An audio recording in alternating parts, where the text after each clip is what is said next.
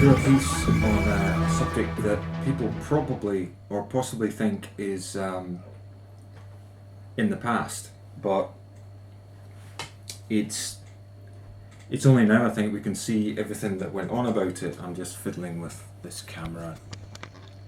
Normally I'd use my iPad, but I need the iPad for reading stuff because I've got quite a lot of facts and figures, but I won't quote them all. The subject is 9/11 and the incident that occurred on 9/11. Now, I've got nothing to say about I've got something to say about the people that perpetrated it, but it's not to do with their race or culture so much as any outlook that might be important.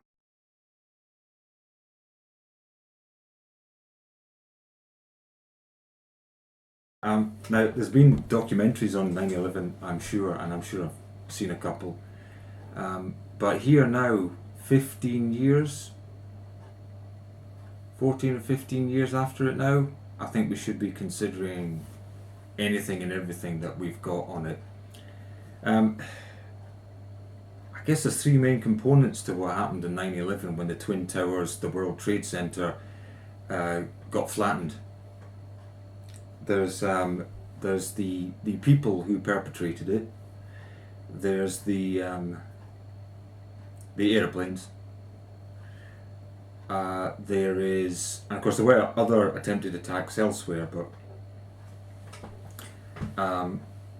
then there was the buildings. There were the buildings involved, obviously. So that's the three main things, I think. A lot of technical stuff's come out since, and people have got all sorts of theories. Now, it's kind of complicated, and then again, it's kind of not. The Twin Towers weren't actually that old. I thought they were built in the 80s, but actually they were built in the 70s. And I'm just keeping my iPad awake. And they were finished, both of them were finally finished in 1972. And there's so many points about it. Perhaps I should start, rather than start with the technical stuff, I'll start with the people stuff. It's a Wahhabist point of view, an extreme point of view of the Muslim Bible, the Quran, that has brought us to this situation where terrorists are pursuing jihad or whatever, and brought us apparently to the situation in 2001 where on September the 11th, 9/11 as the Americans call it, in the UK we'd call it 11/9. But on 9/11 they made this particular attack. I've recently taken, I mean, my background is in engineering and technical stuff and electronics a little bit, though I was never brilliant at it. And I've got, at the age of 40, I obtained a 2-1 honours degree, which is a second class honours at the best level you can get it. I think that's how they term it. It's the best you can get without getting a first in a degree in our country. And honours means you've done it in a certain amount of time and you've done it with a project work, a thesis or whatever you want to call it, a proper big examination of some subject or other. So that's my background. So I'm used to having to look for evidence for stuff. The culture that we're talking about, and I'm not talking about all Muslims or anything like that. I'm not doing that. I'm talking about particular people, the kind of people who would go and do this, and just as if they were right wing and they'd follow a Nazi symbol anywhere, and they'd give funny salutes. Just as if it was that, it's as crazy as that, and it's got its own skewed view of the mainstream Muslim view of the Quran. So I'm going to say the first thing that comes to mind. One of the things I've started to do recently is filmmaking, and in a tiny way, but I've started to get an insight into the sort of things you have to do. Chief among which is this. From having done a little bit of filmmaking on motorcycles, so there's action cameras, and me and my brother were whizzing around on motorcycles around some twisty roads, and yeah. It was something I said to my brother, which more and more strikes home the more I think about this sort of stuff. And what I said to him was, we were talking about getting carried away with the speed, and trying to, people get carried away with doing clever, fast stuff on motorcycles, specifically for the camera, because they know the camera's running. And I was trying to make sure my brother didn't get carried away with this, and really reminding myself. And if you wondered, yes, this will be a slightly longer video than 2 or 3 minutes. So I've just got to work through the points, you see. So if you're not wanting a long video, go watch something shorter. And what I said to him was, a little bit of camera shake goes a long way. So, I'll do it just now for demonstration. It's the Star Trek thing. That's the thing I always remember, right? So they're holding on to desks and stuff, and they go like that, and making out there's a photon torpedo hit the Starship Enterprise or something. So it's you could just do that, but it's not enough. What you need to do, I'm just going to grab the camera. It's on a tripod thing. You need to go like that, and a little bit of camera shake does a whole lot to enhance the whole thing if you do it right. I can't see it very well because I'm not behind the camera. And so what I was saying to him was, we don't have to go crazy. You'll find the camera shakes on the mountings, and that gives the illusion of speed. You don't have to do 125 miles an hour. And what I really said was, you could do 125, and it could be the most boring video in the world, and you can see them online. This guy's doing 125 on a motorway or an autobahn. So what? I mean, really? I saw a video they'd done of a new Honda motorcycle come out, and they were doing maybe 30 miles an hour, doing little jumps and stuff in South Africa in a nice little bit of forest, and that looked really action. It was super high resolution. This is only HD. This was super ultra HD 4K, and beautiful slow motion, every drop of water that came off. Okay. It's not speed that necessarily makes for a good film or video or whatever. Okay. Why does this matter for 9/11? Okay, it's critical.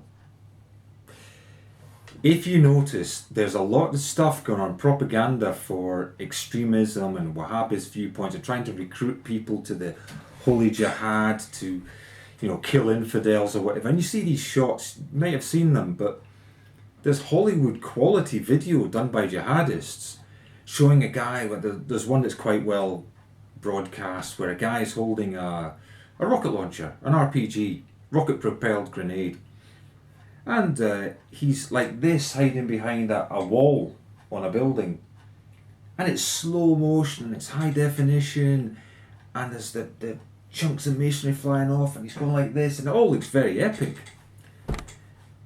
You're probably still saying, what the hell does this have to do with 9/11? Okay. Think of 9/11 as a staged show. Now you're going to say, God, it's not a stage show. There were two huge airplanes full of fuel that brought down those buildings. Okay, okay. You got to think of 9/11 as a staged show. And I'm not a conspiracy theorist. I absolutely am not saying the US government did it itself or anything. No. The US government had nothing to do with what happened on 9/11. That is my view, right? So I'm not going anywhere near there.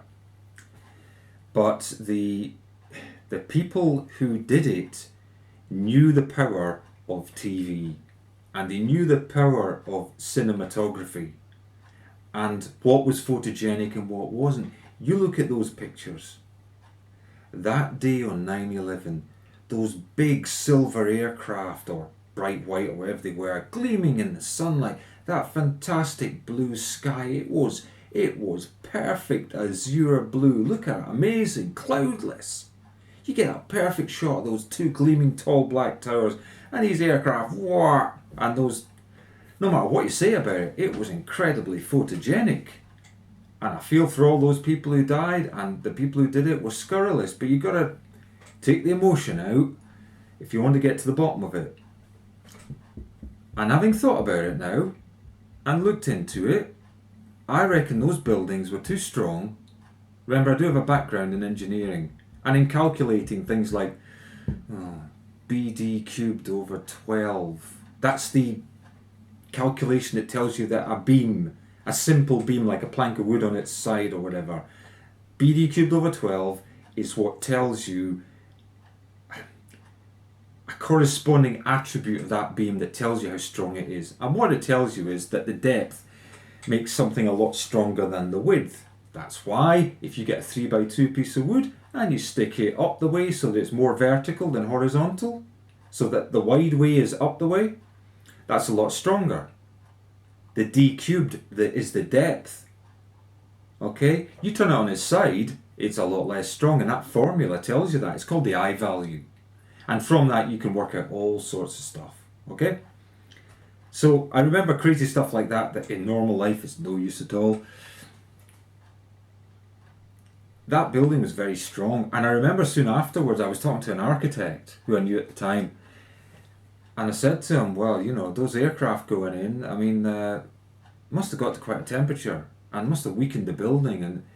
And he actually said to me straight off the bat, he said, I don't think it was enough to, he said, I'm surprised those buildings collapsed. And I was surprised that he said that, because I'd taken what everybody seemed to be taking as real, which is that the aircraft caused it. I now believe that the aircraft were the showy bit.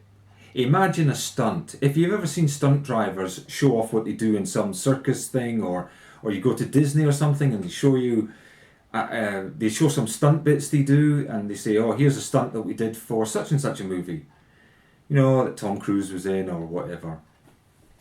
And they show you behind the scenes how they do the stunts.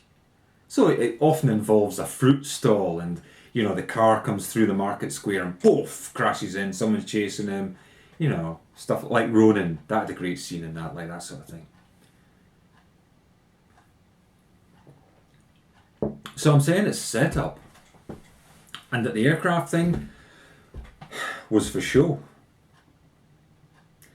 And it was because somebody who did this had an appreciation and was essentially sitting in, keep my iPad awake, on a director role. Okay? So I'm saying that whole thing with the aircraft, no matter what the pilots of that aircraft may have believed, and remember they were training for a couple of years on and off, these jihadists who trained for a couple of years, flight simulators, and then remember it's the famous thing, the instructors were now surprised in retrospect that these guys weren't too interested in landings, and in fact these guys weren't very good at landings. And now afterwards we know why. It didn't matter to them. They weren't motivated to do landings. They just wanted to know how to fly it, get off the ground, right? That's all they wanted to know. So the buildings were really strongly made. Now you say, well, that's obvious. Well, but they were really strongly made. And the only weakness I could see was something called the clips, the angle clips that held the trusses, these big made up, constructed Z-looking beams between a central core of material that's made and the outer core of beams that were made.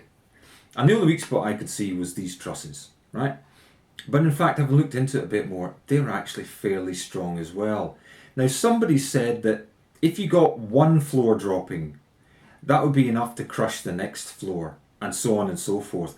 And it would be a progressive collapse, as it's been called. Now, a lot of engineers and architects have kind of rubbished this and said that the progressive collapse seems to have occurred nowhere except in America and in New York. In other words, a lot of people are saying this progressive collapse theory, the domino theory, the pancaking theory, has never held true anywhere else. And there's several people come out and said they think that if you ignored the aeroplanes and somebody told you that those buildings were for demolition, you'd actually call that a fairly neat demolition. It's not brilliantly done, but oh yes, there's a massive cloud of dust. But it's actually more or less vertical, though it did fall sideways in the end, one of them. So people are saying that, okay, they might not know what they're talking about, but everything's pointing to the fact that the fuel should have gone whoosh. There was hardly anything to stop it in the open plan offices.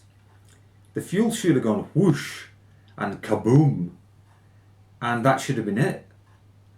The fire might glow pretty hot, but there were people on the floor where it happened saying that an aircraft wing was just 20 feet away and stuff. The suggestion is that a lot of the full fuel, the aviation fuel, which remember is a higher grade than petrol, kind of went vroom and initially made a flash, and then maybe didn't burn for ages, making a right high temperature. Like the suggestion is it would have to melt the steel of the building supports. I initially thought that maybe it'd been subject to the same, I hate to use the word capitalism, but the same commercial interests that the Alaskan oil pipeline was subject to. Now you're going to say to me, God, what's the Alaskan pipeline got to do with it? Well, when they made the Alaskan pipeline, this huge oil pipeline from the northern hemisphere through Canada down to America to get all this petroleum from some, is it Alaskan oil fields? I don't know if it went through Canada, but it came from Alaska. I think it's got to go through Canada to get to America. And it's a big joint effort and stuff. But they had to do welds along the sections, and each of these welds was x-rayed. Now it turned out there's a right scam going on where the welds were crap. And had it not been for somebody looking very carefully and by chance, they wouldn't have found out that these welds were rotten. Pardon me. I would probably never have held. So they found this out, and then they got to the bottom of it and had to replace a whole load of stuff, re-weld them or whatever. And I wondered if something like that going on with the steel for the, because 1970s, early 70s was a bit of a recession. And I thought maybe there was something like that went on with the steel for this building. And it hadn't been fireproofed properly. In fact, that building was never up to code. You say, what? The Twin Towers never up to code? No, they look very flash on the outside. When you see them inside, they're horrible, ugly, open plan offices.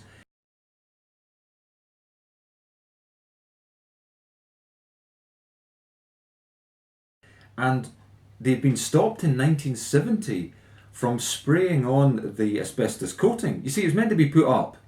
And I think anything that was to be fireproofed, whether it's the beams, the concrete, was to be sprayed with asbestos. A kind of paste or whatever. Now, they do this with cement as well.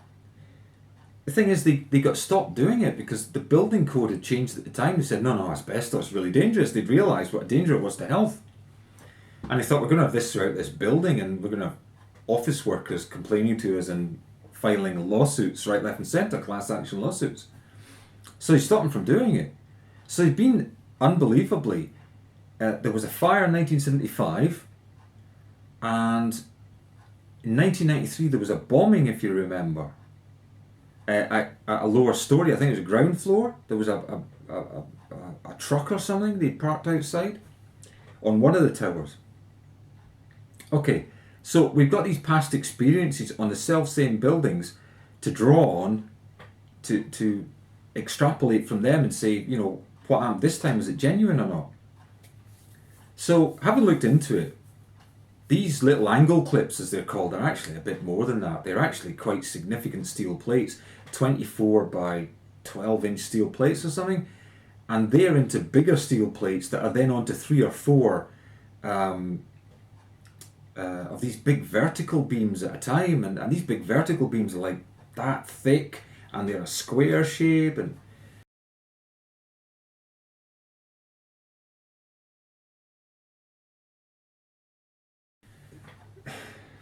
these are hell of a beams. And as somebody pointed out, these are at 1 metre intervals. You get a light alloy aircraft hitting that, even though it's a big aircraft to us when we get on it.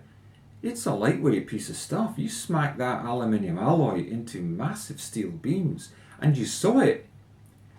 Yes, it made a hole sideways, and yes, I don't know. It just seems to me not entirely clear cut that those things crashing into it destroyed enough of the building to bring it down.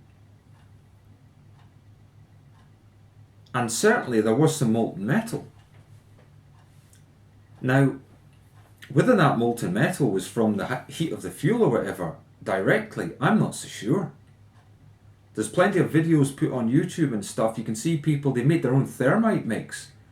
And even just with aluminium, making a tube of aluminium and having a thermite mix in it, by which I mean they've used homemade stuff like sugar and custard powder or something, and they hold it against something and it'll cut through steel sheet.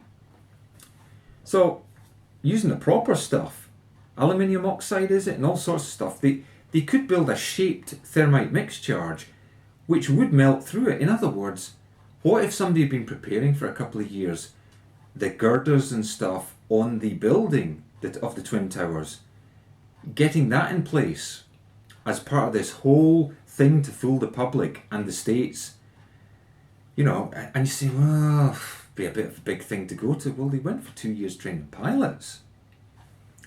There's another thing you have to bring in, a third strand. So that's the airplanes I've talked about. That's the building. I've talked about how the building could be taken down with homemade demolition charges, thermite mix, and maybe some little detonator to set it off. My personal belief is that this was done through IT cabling, and that they had a little device on the thermite charges, and IT cabling was used. Because remember, we also had the Millennium Bug about this time, which meant everyone was doing a lot of IT work. So in the build-up 1999 especially, there'd be a lot of IT recabling and stuff going on as people replaced computers and replaced cabling, all sorts of stuff to cope with the Millennium Bug that in the end didn't do very much. So that's another strand you bring in.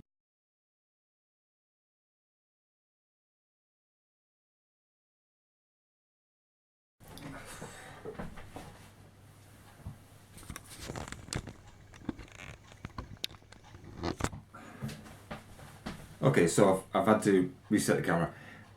Remember what they were trying to accomplish? They were trying to accomplish the destruction of the Twin Towers. I mean, they were a big skyline symbol. And if you remember, a lot of movies afterward, Hollywood movies, tried to remove the Twin Towers, or considered whether scenes should be removed that used to include them. And that was, you know, the sort of thing people were considering at the time to try and diminish the effect that had been had by this attack. So I was going to move on to the cultural aspect of this. I dealt with the kind of technical stuff really. The aeroplanes, the fantastic visual thing that it was, the buildings and previous history that they had of fires and etc., and not being up to code. So I'll talk about the cultural thing, we'll try and tie some things together. If you read the Quran, I've got an app in 2016, you know. I've got an app that has the Quran in it, and it has notes along with it. So I've been going through this. And I'm someone that likes to tolerate, I tolerate every reasonable thing that I can tolerate, except intolerance. So it can be difficult reading, because if you ever read it, you'll understand why. If you're a Christian and you read the Quran, you'll understand why it can be difficult reading. But there's an interesting things drop out. It's better, in my opinion, to be at least knowledgeable about these things to the extent where you can converse about it and to understand it. So what's interesting is that there's various concepts that have to do with being two-faced. And that's another way of saying cunning, if you're that way inclined. So whereas it's political diplomat speak, in this country, UK, Britain, we've got this thing called Yes Minister, Yes Prime Minister, these comedy series. Basically, these sitcoms centre around the minister or prime minister having civil servants, public servants who, let's say, are rather smarter than him in some regards or her in some regards, and they get their own. And they would describe the minister as brave when he says he's going to do something they think's absolutely stupid.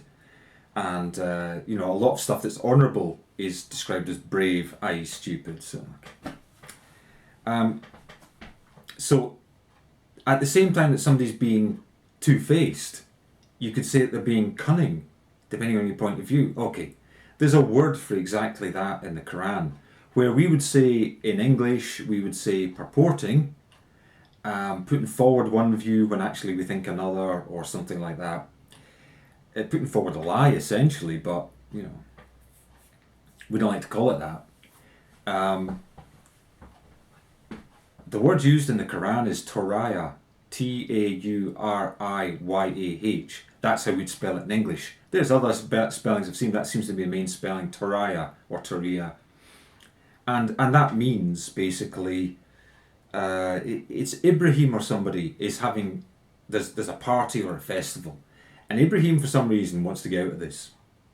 So what he does is he announces this reason why. And I forget what it is, but something really important. And actually he just can't be bothered and is bored with their company or something. So the point is, he gives them one reason why he's going to leave this feast. And actually, the truth is quite something else. So you can call that diplomatic, you can call that smart, or you can call it being a two-faced bastard.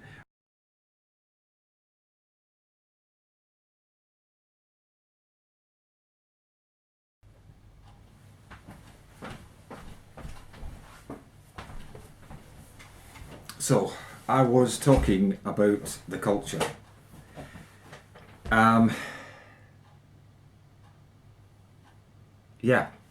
Taraya. In the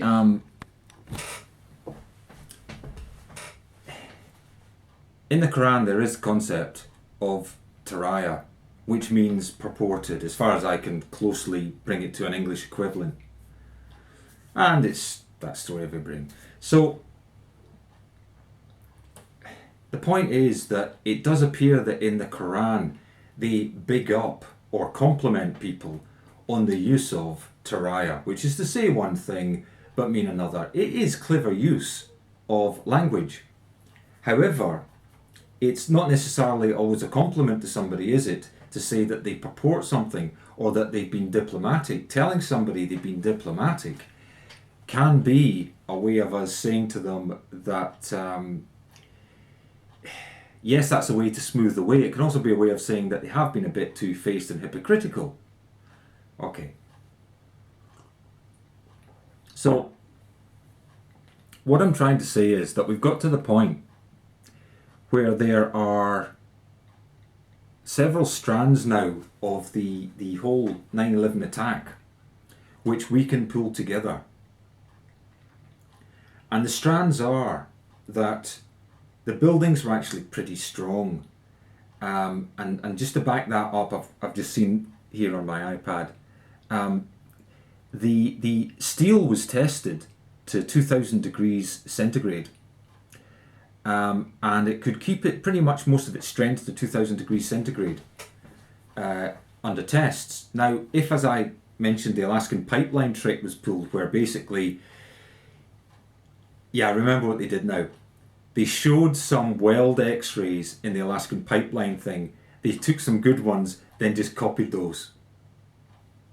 Self-same welds, in other words. The people who were checking the quality ended up checking the self-same welds.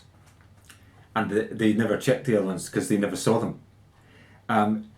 If they put through the steel on tests and only put through good stuff and didn't do the bad stuff, then that'd be pulling an Alaskan Pipeline on the World Trade Center. Those big beams might not have been up to the job. But that's only a 50-50, that could be the case. Now, I'm not sure that anyone would have had it in their interest to do that for a building right in the middle of New York. The kudos of being involved with those buildings at the time would have been so great, you'd probably grim your eye teeth to be involved, no matter any money you could have made out of it by doing some shortcut. I'm not saying everybody thinks like that, but a lot of people would have thought like that. So the legitimate extraction of having had something to do with it is worth much more than the vitriol if you'd sabotaged them by passing through cheap steel. So at 2000 degrees centigrade, supposedly it still retained its strength. That's what the test showed. Okay.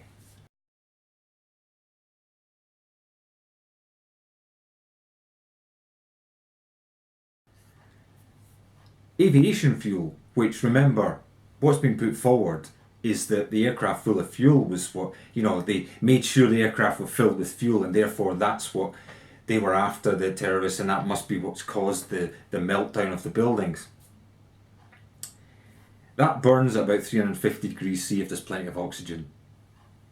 It burns at 900 degrees centigrade if there's not enough oxygen. So in other words, a confined space and just the perfect conditions, if you want to get as hot as possible, you might get it to 900 degrees centigrade. That is enough to affect the properties of the steel, but not enough to melt it. Basically, nobody can sufficiently explain how alone the fuel, even in a confined space or with perfect operating conditions, could have got to somewhere near 2000 degrees C, at which point, remember, they tested the steel and found that it still holds its strength. So it's possible heat build-up and stuff, but it's hard to double that temperature. It really is. Short of having thermite. Now, as soon as we say there's thermite there, we're really saying that somebody's done a demolition job. And they've used the airplanes like a magician does, as a bit of, imagine a massive magician. He throws the airplanes into the Twin Towers, and by sleight of hand, he's got a little in his hand, or telephone, dials up a number, sends a signal through to the thermite mix, to the detonator in the thermite mix, or maybe the fuel's enough to get it going, and gets the thermite mix going.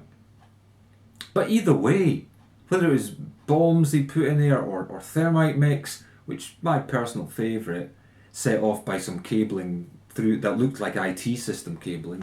Because remember, 1999, 2000, nobody knew anything about IT. I was in IT then. Very few people knew anything about it. The new wave coming in knew about HTML, how to write a web page, but that was it. Otherwise, it was quite a black art.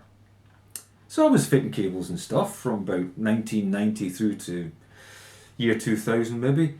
And then I've been doing stuff in my own home, and yeah, I know a fair bit about it, but I know enough to know that most people know zilch, and at that time knew less than zilch about it. You could put an extra half dozen cables in, nobody would have a clue.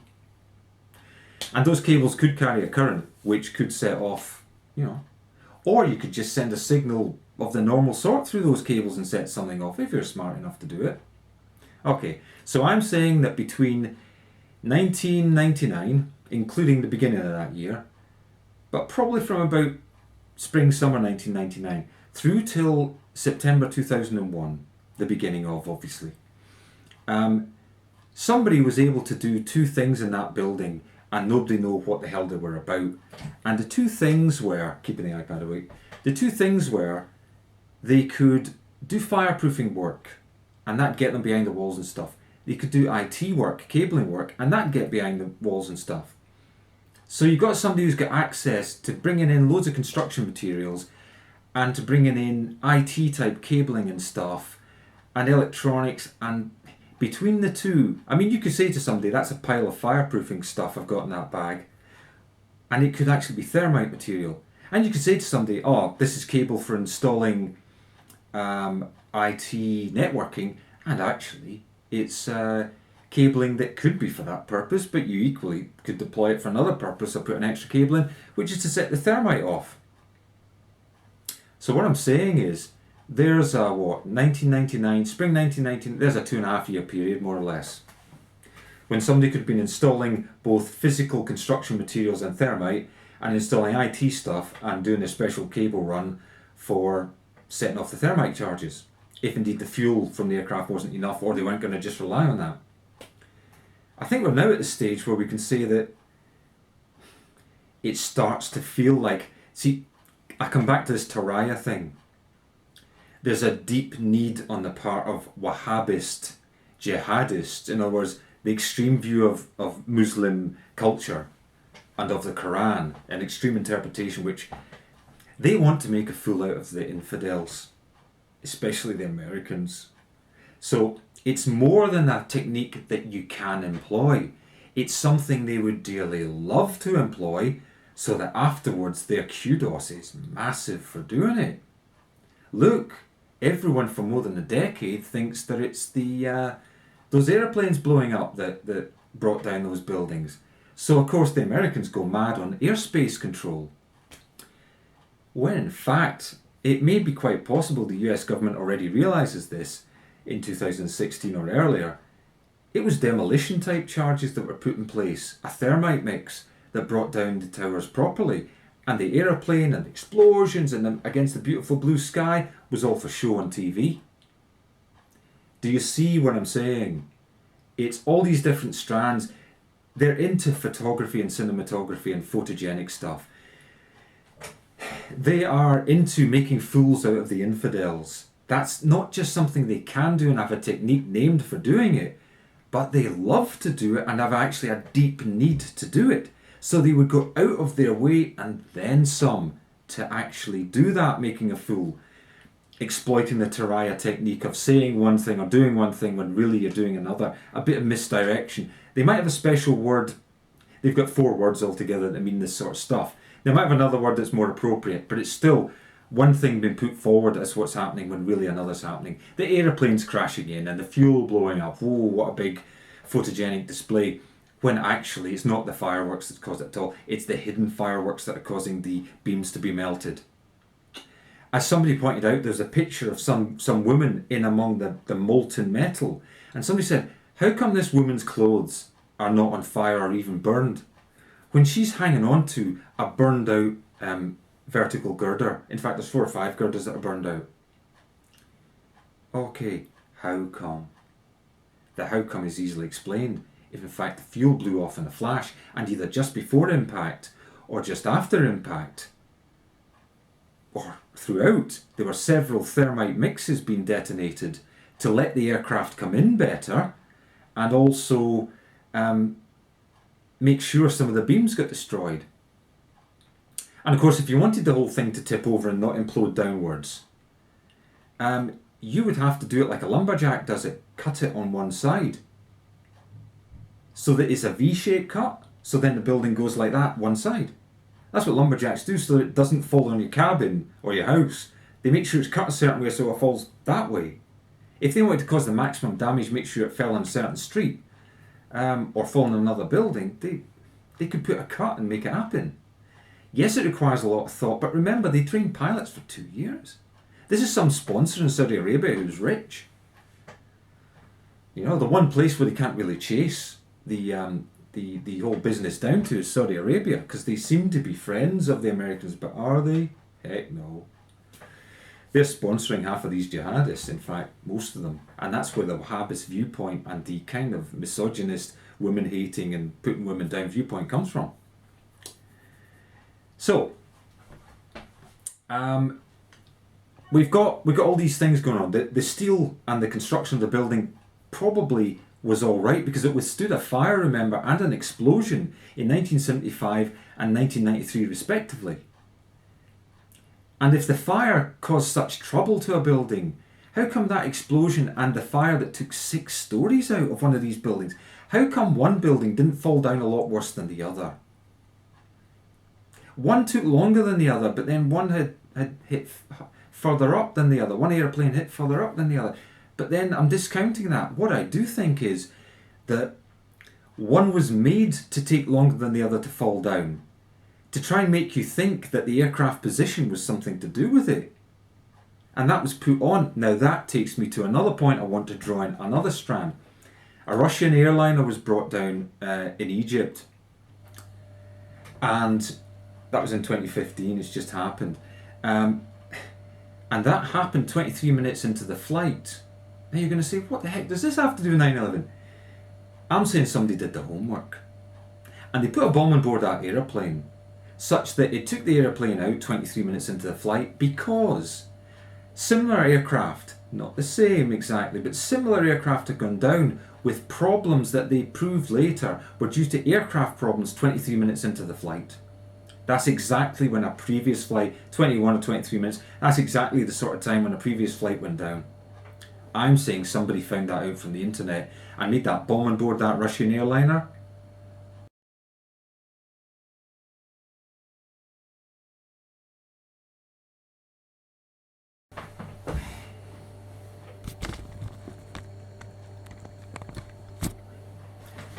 Yeah, so having a bit of technical difficulty at the moment. My whole system is going wrong. I put cheap batteries in that camera. I'll show you them so you don't buy them. Power cell, right? It says it's got 2,600 something or others. Absolute crap. Get Duracell ones. These lasted for about 15 minutes of video. The Duracell ones lasted for an hour and something. So, yeah, so there was the issue of Taraya, and we've got them, the jihadists, deeply wanting to fool the infidels, especially Americans, I say.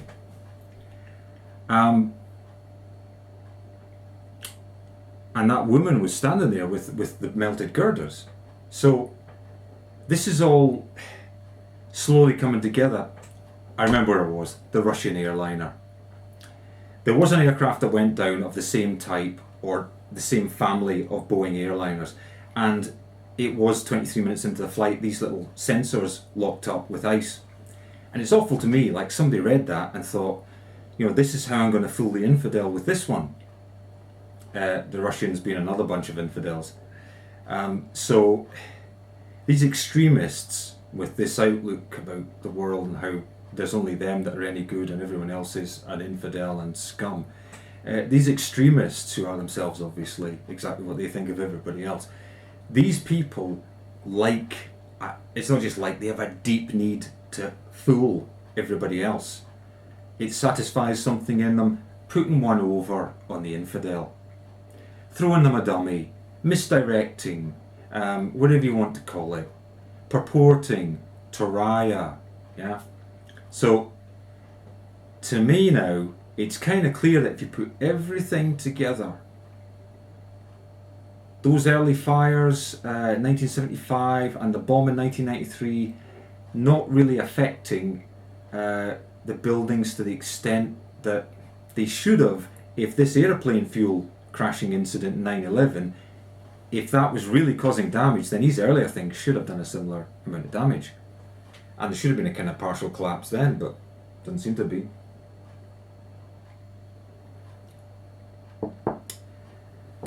So, the steelwork was fine, the construction was fine. Yes, the fire protection was not up to code, may have been a component, but I think somebody slipped in, and the most important thing about the build not being up to code is it gave someone plenty of time, 30 years as it turns out, more or less, to get in as a contractor, work in the place, and then between the fireproofing type work and the IT type work, especially building up to the millennium, I think these explosives were in place anytime from spring, summer 1999.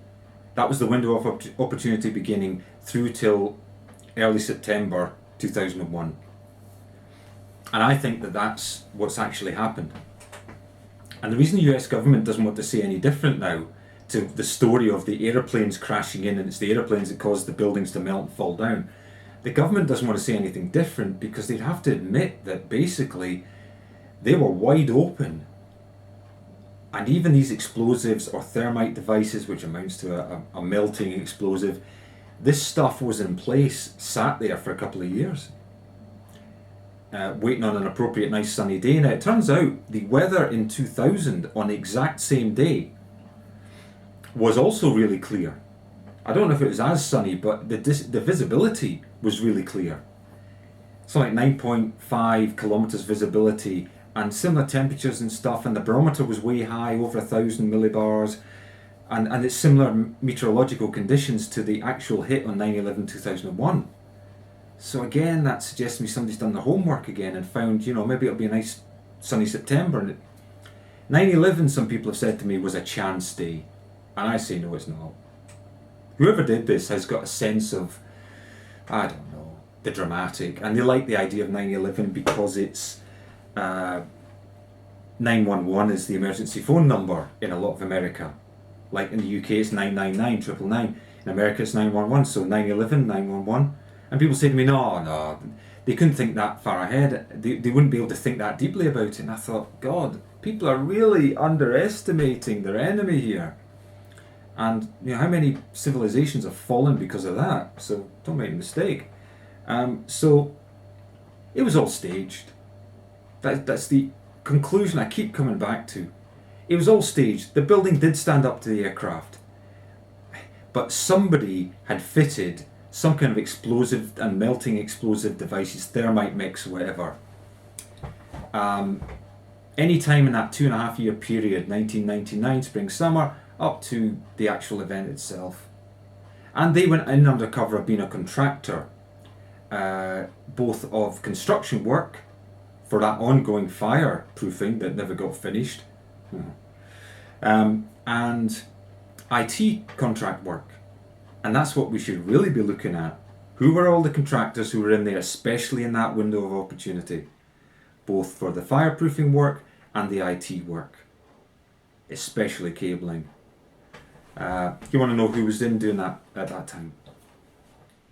And I would say that those people, and you want other people that get access to the building as well, so it could be cleaners or something like that, who are able to plant the mix. But as I say, to me, the money is on the fireproofing contractors and the IT contractors in that 2.5 year period. There's one other aspect I want to mention. I'm really talking about a movie being directed and the wool being pulled over everybody's eyes. This Taraya thing being a deep need of these people. It stands to reason, therefore, that there's a director, a movie director, working this. And they may not have been the actual Twin Towers, but you had a good sight of the Twin Towers from what's called 7 World Trade Center, which is a smaller building that also collapsed. Now, 7 World Trade Center, you're going to say, God, here's another strand. I'm afraid it's inescapable. If the director wanted to stand somewhere and get a good view while being protected,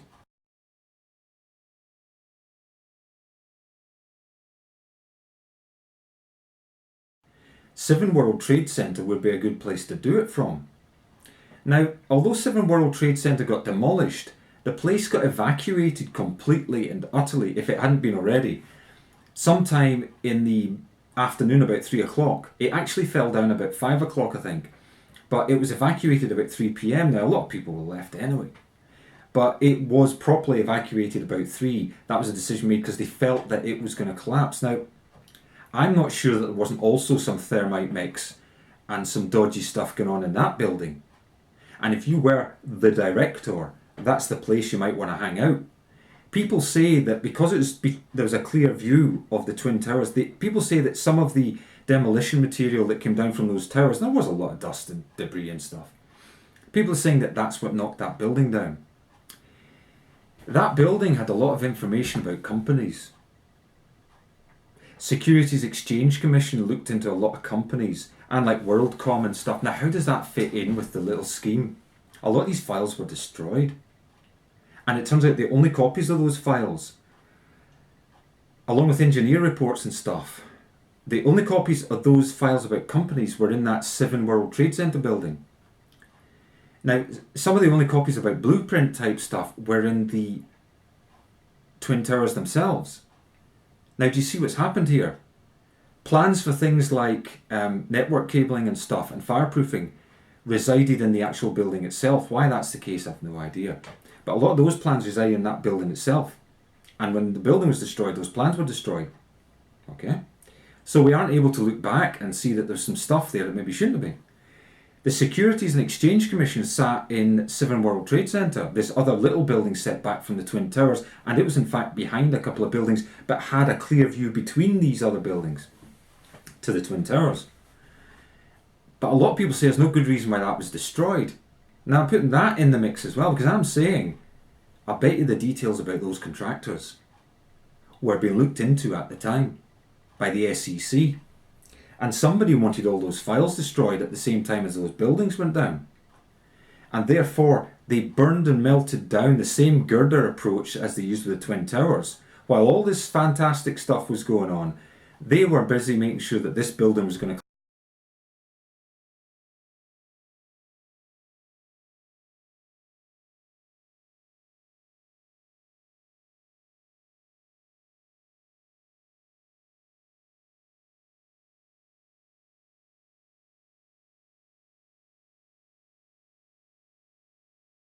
collapse as well.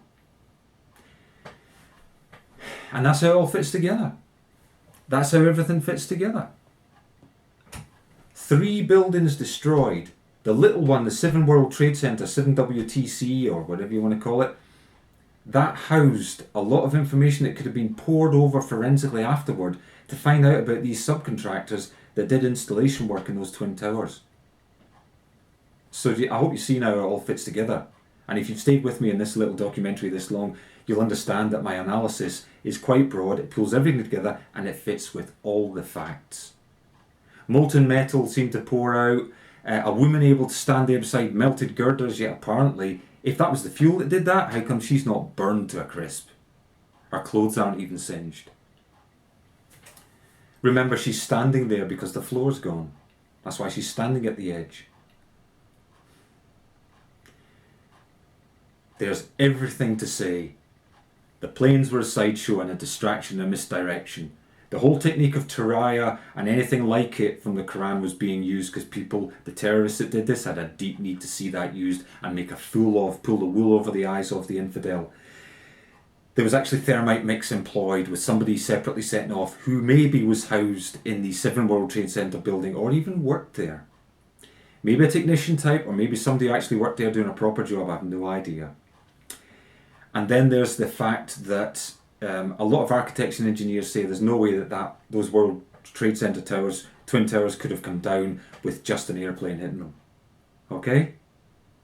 A total setup for the cameras. They've since shown quite an interest in photography and cinematography in recruitment terms. I would suggest to you that they had that interest back then, and that a director type person was on the ground orchestrating it all. It was only semi-automatic. And I think the best place for that person to be if they didn't want to die themselves is over in the 7 World Trade Center building. But whether they were there or not, or whether they got killed or not, or it's a couple of different people or not, the fact is I think that 7 World Trade Center building was also brought down by the same thing. Thermite mixes, cutting away half the girders, and that thing had to collapse as well in the end. And that's how I think it all hangs together. And it's taken me 15 years of thinking about it on and off and to collect everything together to figure out what was what. Clever. But like a lot of murders and stuff, because there were several thousand people died in this incident, like a lot of murders, in some ways you can be clever and you're never clever enough. You can be clever and you're too clever. That's how it all worked, I think. And people thought it was all the aircraft. No. Amazingly and unbelievably, the actual aircraft only themselves killed maybe a few dozen people, maybe as much as a couple hundred. I'm not saying that's nothing, heck no. But I think that the real damage was the thermite mix, bombs, detonators, a demolition job that was actually done on it, and all the rest of it I've already said.